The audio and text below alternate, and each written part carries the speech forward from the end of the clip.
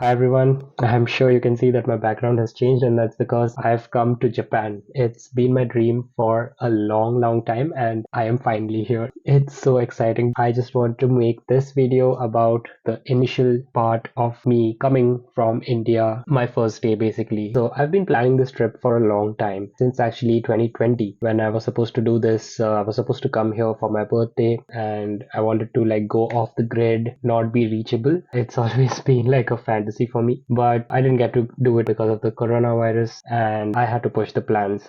So finally in 2023, I am here, and even the planning for this trip started long back in January. I actually am here because I won a contest hosted by Nihongo Dekta. She's an influencer who teaches Japanese on Instagram and YouTube. She has her own community, and I was a part of that community. And there was this competition held over 6 months about who would do the most amount of challenges and accrue some points. And after 6 months, my name was at the top of that leaderboard. So I won that contest and I won free tickets to Japan, which is like a dream come true. So finally, I'm here.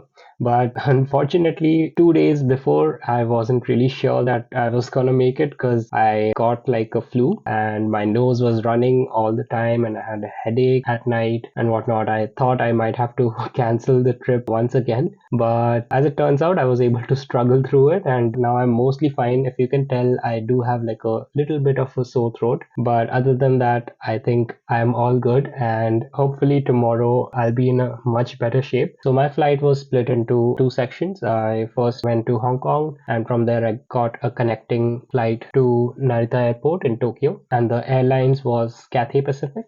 I felt that they were a really good airline. I really liked the service that I got, the food and the quality of the packaging, and how friendly the staff were. Also, the seats felt really premium, even though I was in the economy class. So, yeah, I had overall a great experience, except for like dealing with a really runny nose and trying to travel while holding a billion tissues in my hand and like continuously like blowing my nose all over and wearing a mask. I kept sanitizing my hand. It has been a tough day for me, but my trip from Mumbai to Hong Kong was actually quite smooth. Something interesting happened on my trip from Hong Kong to Narita Airport. Basically, my entertainment screen on the plane, it was like malfunctioning, the buttons weren't working, it was doing things of its own, and it got stuck in the Korean language and then it would just not proceed any further. So I was kind of stuck.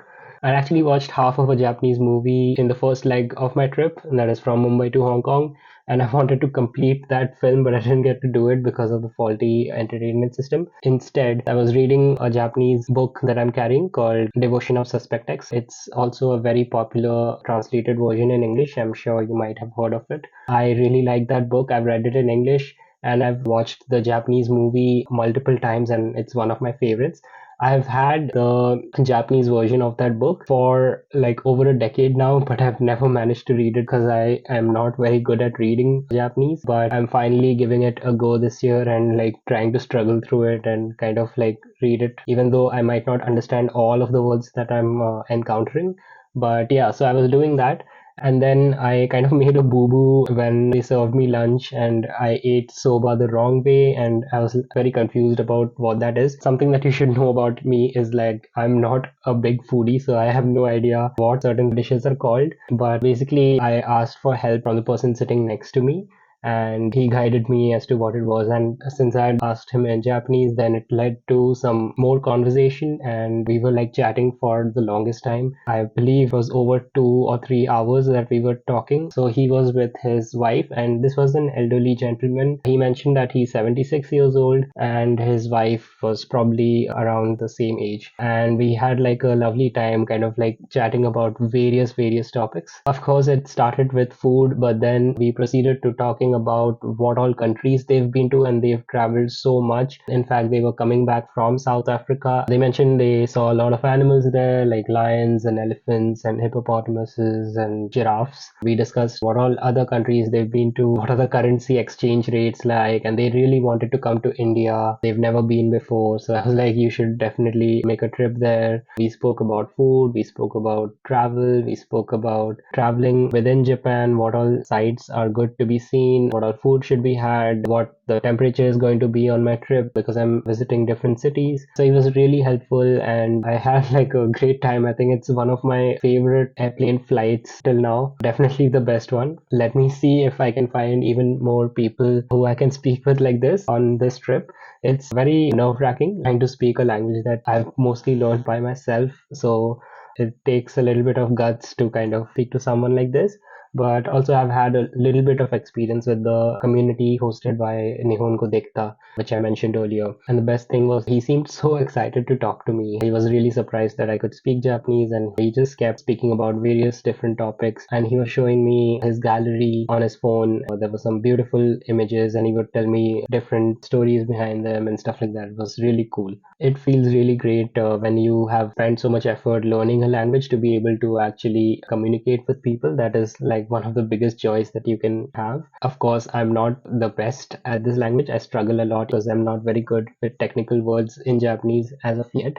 But yeah, it's a journey and I'll probably get there someday, but maybe not so soon because I'm not focused on technical learning. I am just learning Japanese mostly for my own fun and enjoyment. So yeah, I just want to have like nice communication with people. So I think I'm kind of happy that I got to experience this today. It really helped that he was so patient with me and he would prompt different topics. If it was just left to me, I would probably get stuck because I often can't think. But yeah, I mean, that flight got over quite quickly. I had like an amazing time. Then before I knew it, I was in Tokyo. I was in Japan. It's been my dream for like many, many years. And I'm finally here. It's been quite tiring. As you can see, my eyes are kind of red and I really need to sleep right now. But just a few more things that I want to talk about. So, how did I spend my first day here? Well, I was stuck in the airport for a long time because I had to get my JR pass and there was a huge line there. So it took me almost close to 2 hours to get that pass. And then from there, I took a slower train to my hotel because then I would have to change less trains and I thought it would be more comfortable. So by the time I got to the hotel, it was like quite late, like around 9 p.m. And then I went for a night stroll and now I'm back in my room. Oh, my laptop says it's 8:50, but that's Mumbai time. Oh yeah, my watch says it's 20 minutes past 12. So yeah, it's getting late and I have a lot of things to do tomorrow. I have planned like a huge list of things, but it's like very ambitious. I'm sure I'll have to skip some of them. I think tomorrow is going to be really fun. I'll have to figure out how I'm getting there. I haven't planned much, but I'm really excited about tomorrow and let's see how it goes. See you.